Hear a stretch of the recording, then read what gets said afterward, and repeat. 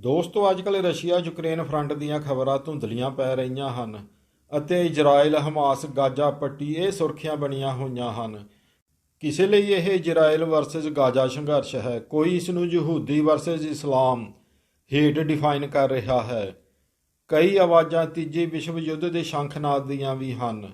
ਇਹ ਤਾਂ ਉਹ ਪੱਖ ਹਨ ਜੋ ਮੀਡੀਆ ਵਿੱਚ ਸਾਹਮਣੇ ਆ ਰਹੇ ਹਨ, ਪਰ ਮਿੱਤਰੋ ਕੀ ਇਹੋ ਹੀ ਕਾਰਨ ਹਨ? ਜਰਾ ਸੋਚਿਓ। ਕੁਝ ਬੁਨਿਆਦੀ ਸਵਾਲਾਂ ਨੂੰ ਮੂਹਰੇ ਕਰਕੇ ਜੋ ਤਾਕਤਾਂ ਇਸ ਜੰਗ ਵਿੱਚ ਪਿੱਛੇ ਹਨ, ਜੋ ਉਹਨਾਂ ਦੇ ਮਨਸੂਬੇ ਹਨ, ਉਹਨਾਂ ਦੇ ਪਰਦਾ ਪਾਇਆ ਜਾ ਰਿਹਾ ਹੈ। ਅੱਜ ਜੋ ਦਿਸਦਾ ਨਹੀਂ, ਜਿਸ ਦਾ ਜ਼ਿਕਰ ਘੱਟ ਜਾਂ ਵਿਰਲਾ ਹੀ ਕਰਦਾ ਹੈ ਕੋਈ, ਉਹਨਾਂ ਪੱਖਾਂ 'ਤੇ ਵੀ ਰੋਸ਼ਨੀ ਪਾਉਣ ਦੀ ਕੋਸ਼ਿਸ਼ ਕਰਾਂਗੇ। ਇਸੇ ਕਰਕੇ ਥੰਬਨੇਲ ਬਿਯੋਂਡ ਦਾ ਆਈ ਵਿਜ਼ਨ ਰੱਖਿਆ ਗਿਆ ਹੈ। ਚਲੋ ਸਿੱਖਦੇ ਹਾਂ ਮਿੱਤਰੋ, ਜਾਣਦੇ ਹਾਂ। ਬੇਸ਼ੱਕ ਦੋਹਾਂ ਧਿਰਾਂ ਵਿੱਚੋਂ ਇੱਕ ਧਿਰ ਨਫ਼ਰਤ ਦੀ ਸ਼ਿਕਾਰ ਹੈ ਹੀ। ਥੋੜਾ ਆਪਣੇ ਇਤਿਹਾਸ ਤੋਂ ਕਲੀਅਰ ਕਰਦੇ ਹਾਂ ਇਸ ਪੁਆਇੰਟ ਨੂੰ। ਜਦੋਂ ਸਰਹੰਦ ਵਿੱਚ ਦਸ਼ਮੇਸ਼ ਪਿਤਾ ਧੰਨ ਧੰਨ ਸ੍ਰੀ ਗੁਰੂ ਗੋਬਿੰਦ ਸਿੰਘ ਜੀ ਦੇ ਛੋਟੇ ਸਾਹਿਬਜ਼ਾਦੇ ਜ਼ੋਰਾਵਰ ਸਿੰਘ ਜੀ ਅਤੇ ਫਤਿਹ ਸਿੰਘ ਜੀ ਜੋ ਬਾਲ ਹੀ ਸਨ, 7 ਅਤੇ 9 ਸਾਲਾਂ ਦੇ, ਉਹਨਾਂ ਮੂਹਰੇ ਆਪਣਾ ਧਰਮ ਬਦਲ ਕੇ ਇਸਲਾਮ ਅਪਣਾਉਣ ਤੇ ਜਾਨ ਮੁਆਫੀ ਨਹੀਂ ਤਾਂ ਮੌਤ, ਇਹ ਸ਼ਰਤ ਰੱਖੀ ਗਈ ਸੀ ਕਿ ਇਸ ਪਿੱਛੇ ਗੁਰੂ ਗੋਬਿੰਦ ਸਿੰਘ ਜੀ ਦਾ ਮੁਗਲ ਸਲਤਨਤ ਖਿਲਾਫ ਬਾਗੀ ਹੋਣਾ ਹੀ ਕਾਰਨ ਸੀ, ਜਾਂ ਉਹ ਸੋਚ ਸੀ ਜਿਸ ਨੇ 5ਵੇਂ ਗੁਰੂ ਅਰਜਨ ਦੇਵ ਜੀ, 9ਵੇਂ ਪਾਤਸ਼ਾਹ ਸ੍ਰੀ ਗੁਰੂ ਤੇਗ ਬਹਾਦਰ ਜੀ ਦੇ ਵਹਿਸ਼ਿਆਨਾ ਕਤਲ ਕਰਾਏ ਸਨ। ਉਹ ਮਜ਼ਹਬੀ ਤਵੱਸਬ ਪੁਣੇ ਦੀ ਸੋਚ, ਉਹ ਸੋਚ ਜਿਸ ਦਾ ਮੰਨਣਾ ਹੈ ਕਿ ਜੋ ਇਸਲਾਮ ਵਿੱਚ ਨਹੀਂ ਉਸ ਦਾ ਵਾਜਬੁਲ ਕਤਲ ਹੈ। ਇਸੇ ਸੋਚ ਨੇ ਹੀ ਇਜ਼ਰਾਈਲ ਵਿੱਚ 40 ਤੋਂ ਵੱਧ ਬਾਲ ਛੋਟੇ ਛੋਟੇ ਬੱਚੇ ਕਤਲ ਕਰਵਾਏ ਹਨ। ਵਹਿਸ਼ਿਆਨਾ ਢੰਗ ਇਹੋ ਜਿਹਾ ਕਿ 2.5 ਸਾਲ ਦੇ ਬੱਚੇ ਨੂੰ ਵੀ ਬੰਨ੍ਹ ਕੇ ਉਸਦੇ ਗੋਲੀਆਂ ਮਾਰ ਦਿੱਤੀਆਂ ਗਈਆਂ ਅਤੇ ਇੱਕ ਜਰਮਨ ਜਵਾਨ ਲੜਕੀ ਨੂੰ ਨੰਗਾ ਕਰਕੇ ਘੁਮਾਇਆ ਗਿਆ। ਬੇਹੁਰਮਤੀ, ਇਹ ਸਭ ਉਸੇ ਹੀ ਸੋਚ ਨੇ ਕਰਵਾਇਆ ਹੈ। ਜੋ ਵਿਜ਼ੂਅਲ ਹਮਾਸ ਅੱਤਵਾਦੀਆਂ ਦੇ ਕਾਰਨਾਮਿਆਂ ਦੇ ਆ ਰਹੇ ਹਨ, ਤੁਸੀਂ ਵੀ ਵੇਖੇ ਹੀ ਹੋਣੇ ਉਹ। ਇਸ ਤੋਂ ਪਤਾ ਲੱਗਦਾ ਹੈ ਕਿ ਭਾਰਤ ਵਿੱਚ ਕੀ ਹੁੰਦਾ ਰਿਹਾ ਸੀ ਉਸ ਕਾਲਖੰਡ ਵਿੱਚ। ਇਸ ਦੀ ਝਲਕ ਇਸ ਜੰਗ ਵਿੱਚ ਦੇਖੀ ਜਾ ਸਕਦੀ ਹੈ ਕਿ ਭਾਰਤ ਵਿੱਚ ਕੀ ਵਾਪਰ ਰਿਹਾ ਸੀ ਮੁਗਲਾਂ ਦੇ ਸਮੇਂ ਅਤੇ ਉਸ ਤੋਂ ਪਹਿਲਾਂ। ਯਹੂਦੀ ਵਰਸਸ ਇਸਲਾਮ ਇਹ ਸੰਘਰਸ਼ ਦਾ ਕਾਰਨ ਹੈ ਹੀ। ਭਾਵੇਂ ਇਸਲਾਮ ਦੀਆਂ ਮਨੌਤਾਂ, ਕਰਮਕਾਂਡ, ਕਿੱਸੇ ਕਹਾਣੀਆਂ 60% ਤੋਂ ਵੱਧ ਯਹੂਦੀ ਮਤ ਵਿੱਚੋਂ ਹੀ ਲਈਆਂ ਗਈਆਂ ਹਨ। ਯਹੂਦੀਆਂ ਦੇ ਹੀ ਇੱਕ ਈਸ਼ਵਰਵਾਦ ਅਤੇ ਉਹਨਾਂ ਦੇ ਪੈਗੰਬਰ ਹਜ਼ਰਤ ਇਬਰਾਹਿਮ, ਉਹ ਵੀ ਸਾਂਝੇ ਹਨ ਯਹੂਦੀਆਂ ਅਤੇ ਮੁਸਲਮਾਨਾਂ ਦੇ। ਪਰ ਨਵਾਂ ਮਜ਼ਹਬ, ਪੁਰਾਣੇ ਧਰਮ ਜਿਸ ਵਿੱਚੋਂ ਉਹ ਨਿਕਲਿਆ ਹੁੰਦਾ ਹੈ, ਆਪਣੇ ਆਪ ਨੂੰ ਉਸ ਤੋਂ ਬੈਸਟ, ਸ਼੍ਰੇਸ਼ਟ ਅਤੇ ਅਲੱਗ ਦੱਸਣ ਦੇ ਚੱਕਰ ਵਿੱਚ ਉਹ ਪੁਰਾਣੇ ਨਾਲ ਨਫ਼ਰਤ ਪਾਲ ਹੀ ਲੈਂਦਾ ਹੈ। ਇਹ ਨਫ਼ਰਤ ਇਜ਼ਰਾਈਲ ਜੋ ਯਹੂਦੀ ਦੇਸ਼ ਹੈ ਪ੍ਰਤੀ ਸਾਰੇ ਹੀ ਅਰਬ ਦੇਸ਼ ਰੱਖਦੇ ਹਨ। ਪਰ ਇਸ ਤੋਂ ਇਲਾਵਾ ਵੀ ਇੱਕ ਧਿਰ ਹੈ ਹਮਾਸ, ਜੋ ਗਾਜ਼ਾ ਪੱਟੀ ਦੇ ਆਜ਼ਾਦੀ ਦੇ ਸੰਘਰਸ਼ ਦਾ ਦਾਅਵਾ ਕਰਦਾ ਹੈ। ਦੋਸਤੋ, ਇਜ਼ਰਾਈਲ ਦੇਸ਼ ਯਹੂਦੀਆਂ ਦੀ ਧਰਤੀ ਹੈ। ਭਾਵੇਂ ਉਹਨਾਂ ਨੂੰ ਸੈਂਕੜੇ ਹੀ ਸਾਲਾਂ ਤੋਂ ਉਹਨਾਂ ਦੀ ਜਨਮ ਭੂਮੀ ਤੋਂ ਖਦੇੜਿਆ ਗਿਆ, ਪਰ ਉਹਨਾਂ ਨੇ ਆਪਣੀ ਧਰਮ ਭੂਮੀ, ਜਨਮ ਭੂਮੀ ਦੀ ਆਸ ਨਾ ਛੱਡੀ ਅਤੇ ਨਾ ਹੀ ਆਪਣੀ ਆਇਡੈਂਟੀਟੀ। ਜਦੋਂ ਬਰਤਾਨੀਆ ਹੁਕੂਮਤ ਨੇ ਬਾਕੀ ਦੇਸ਼ਾਂ ਨੂੰ ਆਜ਼ਾਦ ਕਰਕੇ ਉਹਨਾਂ ਨੂੰ ਆਪਣੇ ਕਬਜ਼ੇ ਤੋਂ ਮੁਕਤ ਕਰ ਦਿੱਤਾ ਅਤੇ ਆਜ਼ਾਦੀ ਦਿੱਤੀ, ਤਾਂ ਉਸ ਵੇਲੇ ਯਹੂਦੀਆਂ ਨੇ ਵੀ ਉਹਨਾਂ ਦਾ ਆਪਣਾ ਦੇਸ਼ ਇਜ਼ਰਾਈਲ ਮਿਲ ਹੀ ਗਿਆ। ਇਜ਼ਰਾਈਲ ਦੇ ਪੜੋਸੀ ਮੁਲਕ ਜੋ ਲਗਭਗ ਸਾਰੇ ਘੋਸ਼ਿਤ ਇਸਲਾਮਿਕ ਦੇਸ਼ ਹੀ ਹਨ, ਉਹ ਉਸ ਨਾਲ ਨਫ਼ਰਤ ਕਰਦੇ ਹੀ ਰਹੇ ਹਨ। ਜਦੋਂ ਇਜ਼ਰਾਈਲ ਬਣਿਆ ਤਾਂ ਉਸਦੇ ਪੜੋਸੀ ਮੁਲਕ ਜੋ ਲਗਭਗ ਸਾਰੇ ਹੀ ਘੋਸ਼ਿਤ ਇਸਲਾਮਿਕ ਰਾਸ਼ਟਰ ਸਨ, ਉਹਨਾਂ ਨੇ ਇਜ਼ਰਾਈਲ 'ਤੇ ਰਲ ਕੇ ਹਮਲਾ ਕਰ ਦਿੱਤਾ ਸੀ। ਇਜ਼ਰਾਈਲ ਨੇ ਇਕੱਲੇ ਹੀ ਇਹਨਾਂ ਸਾਰੇ ਮੁਲਕਾਂ ਨੂੰ ਤਕੜੀ ਹਾਰ ਦਿੱਤੀ। ਉਸ ਵੇਲੇ ਤੋਂ ਹੀ ਗਾਜ਼ਾ ਪੱਟੀ ਦਾ ਰੌਲਾ ਚੱਲਿਆ ਆ ਰਿਹਾ ਹੈ। ਦੋਸਤੋ, ਯਹੂਦੀ ਪੜ੍ਹੇ ਲਿਖੇ, ਵਿਕਸਿਤ ਦਿਮਾਗ ਅਤੇ ਧਨਾਢ ਲੋਕ ਹਨ। ਵੱਡੇ ਵੱਡੇ ਵਿਗਿਆਨੀ ਅਤੇ ਬਿਜ਼ਨਸ ਦੇ ਧਨਾਢ ਆਈਕੋਨ ਬਹੁਤੇ ਯਹੂਦੀ ਹੀ ਹਨ ਦੁਨੀਆ ਭਰ ਵਿੱਚ। ਵਰਲਡ ਇਕੋਨਮੀ ਵਿੱਚ ਇਹ ਚੰਗਾ ਆਪਣਾ ਅਸਰ ਰੱਖਦੇ ਹਨ। ਦੋਸਤੋ, ਜੇ ਸਿੱਧਾ ਵੇਖੀਏ ਤਾਂ ਇਸ ਟਕਰਾਅ ਦੇ ਦੋ ਸਿੱਧੇ ਕਾਰਨ ਨਜ਼ਰ ਆਉਂਦੇ ਹਨ। ਯਹੂਦੀ ਇਸਲਾਮ ਟਕਰਾਅ ਅਤੇ ਗਾਜ਼ਾ ਪੱਟੀ ਵਿੱਚ ਇਜ਼ਰਾਈਲ ਅਤੇ ਫਲਸਤੀਨ ਦਾ ਟਕਰਾਅ ਇਸ ਦਾ ਕਾਰਨ ਨਜ਼ਰ ਆਉਂਦਾ ਹੈ।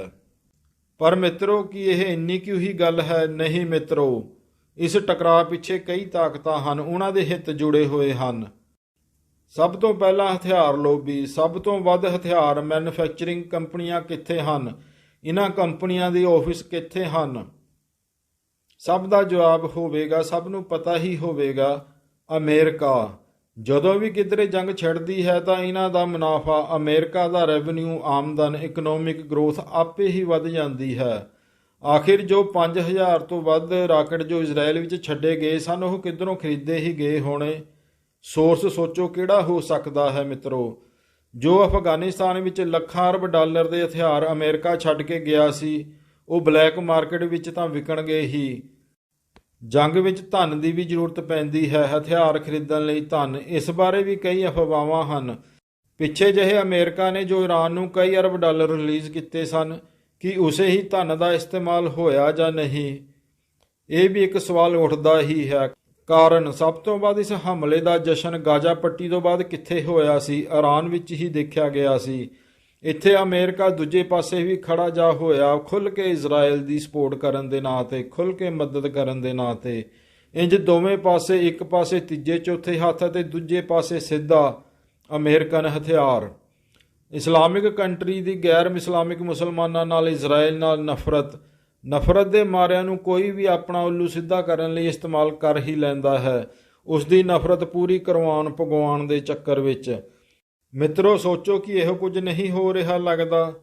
ਇਸ ਤੋਂ ਇਲਾਵਾ ਹਥਿਆਰ ਲੌਬੀ ਅਤੇ ਅਮਰੀਕਾ ਤੋਂ ਬਾਅਦ ਇੱਕ ਹੋਰ ਵਰਲਡ ਪਾਵਰ ਹੈ ਜੋ ਅਮਰੀਕਾ ਨੂੰ ਚੁਣੌਤੀ ਦੇ ਰਹੀ ਹੈ ਅੱਜ ਕੱਲ੍ਹ, ਉਹ ਹੈ ਚੀਨ। ਕੀ ਉਸ ਦੇ ਹਿੱਤ ਨਹੀਂ ਜੁੜੇ ਹੋਏ? ਥੋੜ੍ਹਾ ਬਰੀਕੀ ਨਾਲ ਸਮਝਦੇ ਹਾਂ। ਹਮਾਸ ਨੂੰ ਤਾਕਤ ਕਿੱਥੋਂ ਮਿਲਦੀ ਹੈ? ਆਜੋ ਸਮਝਦੇ ਹਾਂ। ਆਜੋ ਹਮਾਸ ਦਾ ਚਾਈਨੀਜ਼ ਕਨੈਕਸ਼ਨ ਵੀ ਦੇਖਦੇ ਹਾਂ। ਹਮਾਸ ਦਾ ਕਮਾਂਡਰ ਮੁਹੰਮਦ ਡਾਇਫ ਹੈ। ਇਸ ਦੀ ਸਾਰੀ ਐਜੂਕੇਸ਼ਨ, ਪੜ੍ਹਾਈ ਲਿਖਾਈ ਚੀਨ ਵਿੱਚ ਹੀ ਹੋਈ ਹੈ। ਚੀਨ ਦੇ ਸ਼ਹਿਰ ਸ਼ਿਜਿਆਂਗ ਕੁੰਗ ਸਿਟੀ ਵਿੱਚ, ਉੱਥੋਂ ਦੇ ਆਰਡੀਨੈਂਸ ਇੰਜੀਨੀਅਰਿੰਗ ਕਾਲਜ ਵਿੱਚ ਪੜ੍ਹਿਆ ਹੋਇਆ ਹੈ ਇਸ ਦਾ ਕਮਾਂਡਰ। ਹਮਾਸ ਦੇ ਇਸ ਟੋਪ ਕਮਾਂਡਰ ਦੀ ਸਿਰਫ ਚੀਨ ਵਿੱਚ ਸਿੱਖਿਆ ਹੀ ਨਹੀਂ ਹੋਈ, ਸਗੋਂ ਉਸ ਦਾ ਵਿਆਹ ਵੀ ਇੱਕ ਚੀਨੀ ਨਾਗਰਿਕ ਮੁਸਲਮਾਨ ਮਹਿਲਾ ਨਾਲ ਹੋਇਆ ਹੈ। ਮਤਲਬ ਹਮਾਸ ਦੇ ਟੋਪ ਕਮਾਂਡਰ ਦੇ ਸਹੁਰੇ ਵੀ ਚੀਨ ਵਿੱਚ ਹੀ ਹਨ, ਚੀਨ ਦੀ ਗੈਂਸੂ ਪ੍ਰੋਵਿੰਸ ਵਿੱਚ। ਇਹ ਸਾਰੀਆਂ ਜਾਣਕਾਰੀਆਂ ਚੀਨ ਦੀ ਸਰਕਾਰ ਨੂੰ ਨਾ ਹੋਣ ਇਹ ਹੋ ਹੀ ਨਹੀਂ ਸਕਦਾ। ਦੋਸਤੋ, ਚੀਨ ਦੀ CCP ਮਤਲਬ ਚਾਈਨੀਜ਼ ਕਮਿਊਨਿਸਟ ਪਾਰਟੀ ਸਿੱਧੇ PLA ਫਿਲਿਸਤੀਨ ਲਿਬਰੇਸ਼ਨ ਆਰਮੀ ਨੂੰ ਖੁੱਲ੍ਹ ਕੇ ਸਪੋਰਟ ਕਰਦੀ ਹੈ। ਚਾਈਨਾ ਨਾਲ ਇਸ ਦਾ ਡਾਇਰੈਕਟ ਲਿੰਕ ਵੀ ਈਰਾਨ ਦੇ ਥਰੂ ਹੈ ਹੀ। ਮਿੱਤਰੋ, ਕੀ ਇਹ ਵੀ ਇੱਕ ਬਿਯੋਂਡ ਦਾ ਆਈ ਵਿਜ਼ਨ ਰੀਜ਼ਨ ਨਹੀਂ ਹੋ ਸਕਦਾ? ਪਰ ਦੋਸਤੋ, ਜੋ ਗੱਲਾਂ ਕਹੀਆਂ ਜਾ ਰਹੀਆਂ ਹਨ ਉਹਨਾਂ ਦੇ ਪਿੱਛੇ ਵੀ ਕੁਝ ਫੈਕਟਸ ਹਨ। ਸੋਚੋ, ਪਿੱਛੇ ਜਿਹੇ ਇਜ਼ਰਾਈਲ ਦੇ ਆਪਣੇ ਗੁਆਂਢੀ ਮੁਸਲਿਮ ਦੇਸ਼ਾਂ ਨਾਲ ਸੰਬੰਧ ਸੁਖਾਵੇ ਹੋ ਰਹੇ ਸਨ। ਉਹਨਾਂ ਨਾਲ ਟਕਰਾਅ ਦੀ ਥਾਂ ਉਹਨਾਂ ਦੇ ਸੰਬੰਧ ਹੁਣ ਚੰਗੇ ਬਣ ਰਹੇ ਸਨ, ਖਾਸ ਕਰਕੇ UAE ਅਤੇ ਸਾਊਦੀ ਅਰਬ ਵਰਗੇ ਦੇਸ਼ਾਂ ਨਾਲ। ਅਮਰੀਕਾ ਦੀ ਵਿਚੋਲਗੀ ਕਰਕੇ ਸਾਊਦੀ ਅਰਬ ਹੁਣ ਇਜ਼ਰਾਈਲ ਨੂੰ ਮਾਨਤਾ ਦੇਣ ਤੋਂ ਬਾਅਦ ਆਪਣੇ ਚੰਗੇ ਸੰਬੰਧ ਬਣਾਉਣ ਲਈ ਕੁਝ ਕਦਮ ਚੁੱਕ ਰਿਹਾ ਸੀ। ਸੋਚੋ, ਜੇ ਚਾਈਨਾ ਸਾਊਦੀ ਅਰਬ ਦੇ ਇਜ਼ਰਾਈਲ ਅਮਰੀਕਾ ਸੰਬੰਧਾਂ ਦਾ ਵਿਰੋਧ ਕਰਦਾ ਤਾਂ ਕਿ ਸਾਊਦੀ ਉਸ ਦੀ ਗੱਲ ਮੰਨਦਾ? ਨਹੀਂ। ਦੋਸਤੋ, ਮੁਸਲਿਮ ਦੇਸ਼ਾਂ ਦੇ ਇਜ਼ਰਾਈਲ ਨਾਲ ਸੁਖਾਵੇਂ ਸੰਬੰਧ ਮਤਲਬ ਇਸ ਖਿੱਤੇ ਵਿੱਚ ਪੂਰੀ ਤਰ੍ਹਾਂ ਅਮਰੀਕਾ ਹਾਵੀ। ਮਿੱਤਰੋ, ਜੇ ਇਜ਼ਰਾਈਲ ਦੇ ਆਪਣੇ ਗੁਆਂਢੀ ਮੁਸਲਿਮ ਵਿਰੋਧੀ ਦੇਸ਼ਾਂ ਨਾਲ ਸੰਬੰਧ ਸੁਖਾਵੇਂ ਹੋ ਜਾਂਦੇ ਤਾਂ ਇਸ ਦਾ ਮਤਲਬ ਹੋਣਾ ਸੀ ਕਿ ਇਸ ਖਿੱਤੇ ਵਿੱਚ ਪੂਰੀ ਤਰ੍ਹਾਂ ਅਮਰੀਕਾ ਲਾਬੀ ਹਾਵੀ ਹੋ ਜਾਣੀ ਸੀ। ਪਰ ਜੇ ਕੁਝ ਇਹੋ ਜਿਹਾ ਹੋ ਜਾਵੇ ਕਿ ਜਿਸ ਨਾਲ ਇਜ਼ਰਾਈਲ ਦੀ ਮੁਸਲਿਮ ਵਿਰੋਧੀ ਦੇਸ਼ਾਂ ਵਾਲੀ ਛਵੀ ਹੋ ਜਾਵੇ ਤਾਂ ਸਾਊਦੀ ਅਰਬ ਚਾਹ ਕੇ ਵੀ ਇਜ਼ਰਾਈਲ ਨਾਲ ਚੰਗੇ ਸੰਬੰਧ ਨਹੀਂ ਬਣਾ ਸਕਦਾ। ਕੀ ਈਰਾਨ ਦੇ ਥਰੂ ਹਮਾਸ ਰਾਹੀਂ ਇਹ ਮਕਸਦ ਹੱਲ ਨਹੀਂ ਕਰ ਲਿਆ ਗਿਆ? ਜਰਾ ਸੋਚਿਓ। ਜਦੋਂ ਇਜ਼ਰਾਈਲ ਜਵਾਬੀ ਕਾਰਵਾਈ ਕਰੇਗਾ ਤਾਂ ਇਸ ਨੂੰ ਮੁਸਲਿਮ ਵਿਰੋਧੀ ਕਹਿ ਕੇ ਪ੍ਰਚਾਰਿਆ ਜਾਵੇਗਾ। ਇਸ ਨਾਲ UAE, ਬਹਿਰਾਨ, ਮੋਰੋਕੋ ਵਰਗੇ ਦੇਸ਼ ਵੀ ਪਿੱਛੇ ਹਟ ਜਾਣਗੇ ਇਜ਼ਰਾਈਲ ਨਾਲ ਚੰਗੇ ਸੰਬੰਧ ਬਣਾਉਣ ਤੋਂ। ਦੋਸਤੋ, ਹਮਾਸ ਇੱਕ ਮੋਹਰੇ ਵਾਂਗ ਹੈ, ਇੱਕ ਰੋਕਟ ਵਾਂਗ ਹੈ।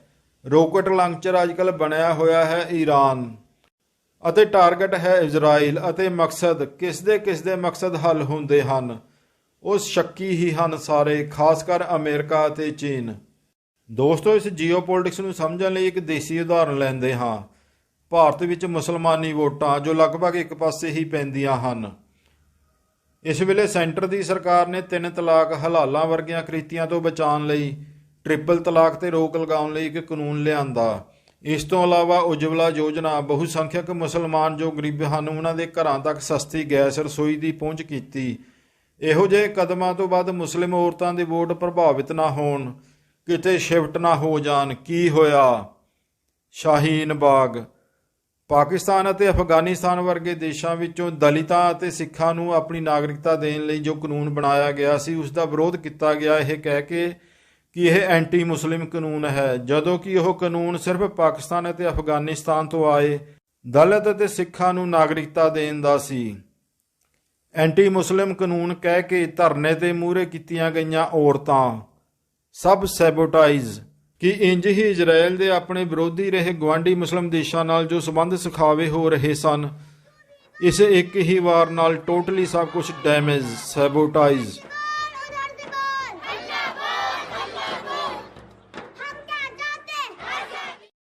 ਕੀ ਤੁਸੀਂ ਵੀ ਇਹਨਾਂ ਕਾਰਨਾਂ ਨੂੰ ਬਿਯੋਂਡ ਦਾ ਆਈ ਵਿਜ਼ਨ ਵਾਲੇ ਕਾਰਨ ਮੰਨਦੇ ਹੋ? ਤੁਹਾਡੇ ਉੱਪਰ ਛੱਡਦੇ ਹਾਂ। ਅੰਤ ਵਿੱਚ ਜੇ ਵੀਡੀਓ ਜਾਣਕਾਰੀ ਭਰਪੂਰ ਲੱਗੀ ਹੋਵੇ ਤਾਂ ਇਸ ਨੂੰ ਲਾਈਕ ਅਤੇ ਸ਼ੇਅਰ ਜ਼ਰੂਰ ਕਰੋ। ਜੇ ਚੈਨਲ ਨੂੰ ਹਾਲੇ ਤੱਕ ਸਬਸਕ੍ਰਾਈਬ ਨਹੀਂ ਕੀਤਾ ਹੈ ਤਾਂ ਸਬਸਕ੍ਰਾਈਬ ਵੀ ਜ਼ਰੂਰ ਕਰੋ, ਇਸ ਨਾਲ ਰੀਚ ਵੱਧਦੀ ਹੈ। ਧੰਨਵਾਦ।